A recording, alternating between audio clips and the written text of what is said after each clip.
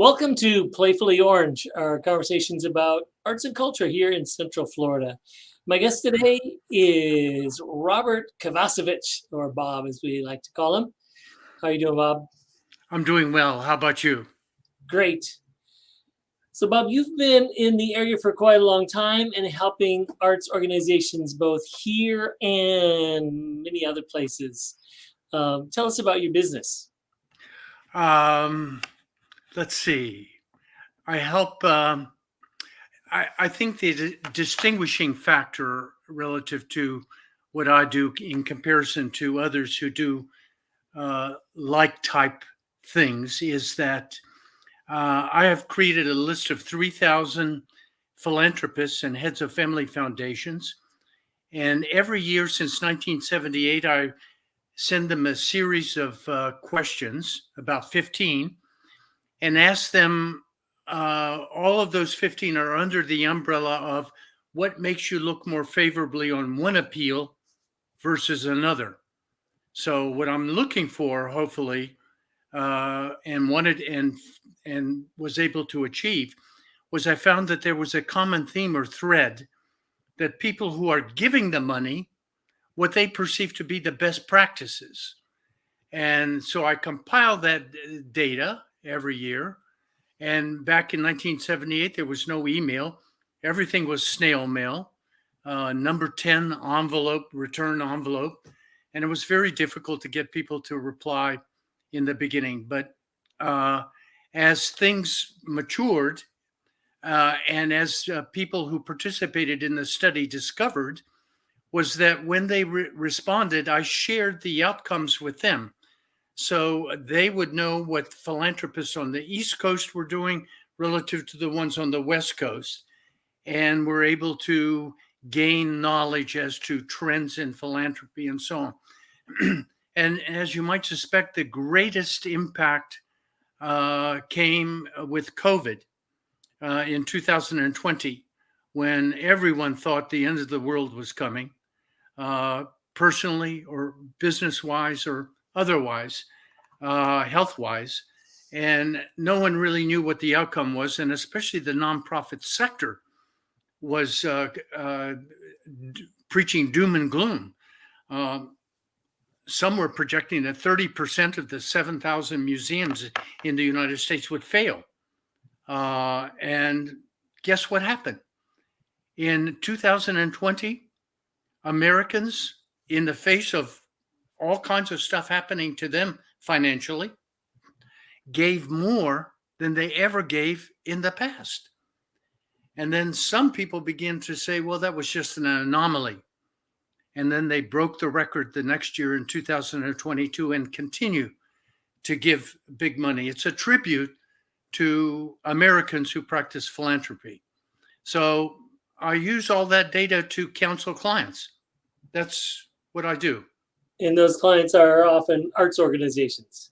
Often, more often than not. Great. Are there local organizations that you've helped? Yes, I helped, played a key role with Mayor Bill Frederick in starting United Arts many moons ago. Did a capital campaign for the Cornell Fine Arts Museum, now called just the Rollins Museum. The first and only capital campaign for the Orlando Museum of Art, capital campaign for WMFE, raised a lot of money for the Orlando Ballet, for the Central, well, that's not an arts organization.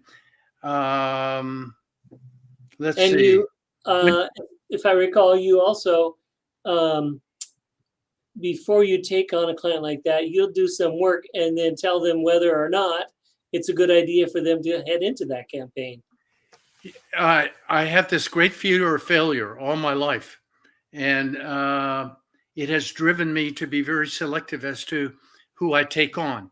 So, yes, we apply some standards, and the standards, once again, aren't standards that I've made up, but the standards from the people who give money, as I described earlier, who have indicated that they want to see certain behaviors in the people that are asking them for money.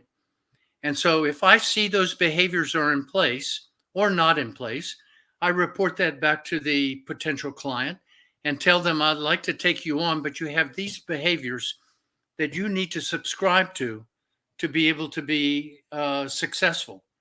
And so I cover my bases also, so I don't have to uh, have experience personal disappointment in not being able to help someone when I said I was going to. How I did also you get I'm, into this? How did you get into this line of work? I'm going to use a northeastern term because that's where it happened. I was in business. Excuse me. I was in business school in Boston, and my roommate schnookered me into coming to a nonprofit organization meeting, telling me no one's going to ask you for money, no one's going to ask you to do any volunteer work. They're strategically planning, and I think they're doing a woefully bad job. And Bob, I know you have a penchant for strategic planning. Just come with me to the next meeting. Again, nothing will happen to you. So I went and I reviewed the materials that they were planning, that were in place and they were planning on doing. And I provided them with some counsel. And what I discovered was at the end of the meeting was that I had been snookered. They were charming people. First time in my life, I walked into a place and people are smiling as if I was the savior coming through the door, to save them from something terrible. And then, no matter what spilled out of my mouth relative to their strategic planning, they're taking copious notes. I was suspicious, and my suspicions were borne out because they asked me to be on the board of directors and to take them through the process pro bono of building a strategic plan, which I did. Had an unbelievable outcome. I was so turned on by the outcome. And this was back in the 60s when in Boston, everyone was chanting the mantra that they were going to change the world. As a young man, I had for this organization who was raising money for inner city school kids that were intellectually bright but economically disadvantaged. So I got hooked on the nonprofit sector. That's how it all started. What brought you to Central Florida? Uh,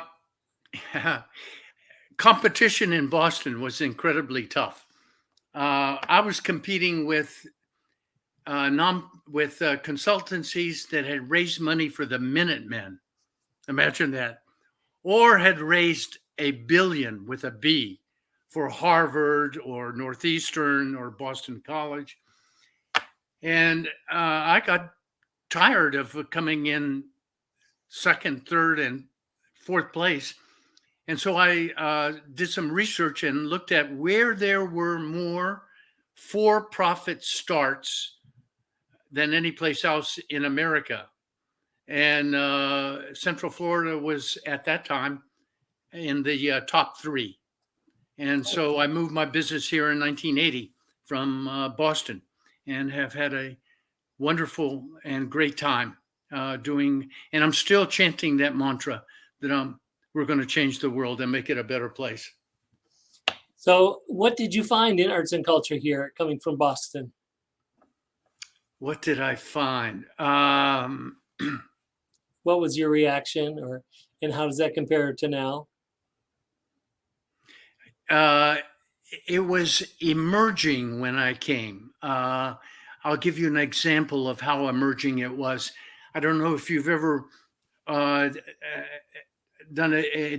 do a promenade on Park Avenue over the weekend. It's packed with people. It's like Broadway. You have to dodge people.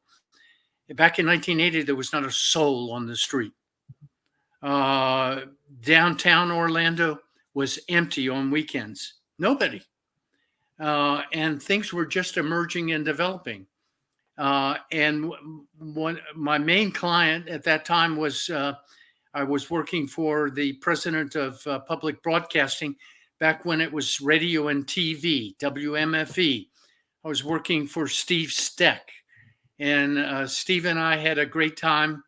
And I worked with him and a number of other PBS and National Public radio stations for about 7 years in a row. but I really enjoyed the nascent quality of what was developing here at that time, 1980. And Well, it brought a lot of thrills to me because people were wanting to excel, and I had the right advisements. I've been here about 30 years as well, and it has been great to see our community grow and blossom. And glad you have been here and glad that you have been part of that. Thank you for that and for talking with me today. Wonderful. I really enjoy all of the good work that you've done, and thank you for that.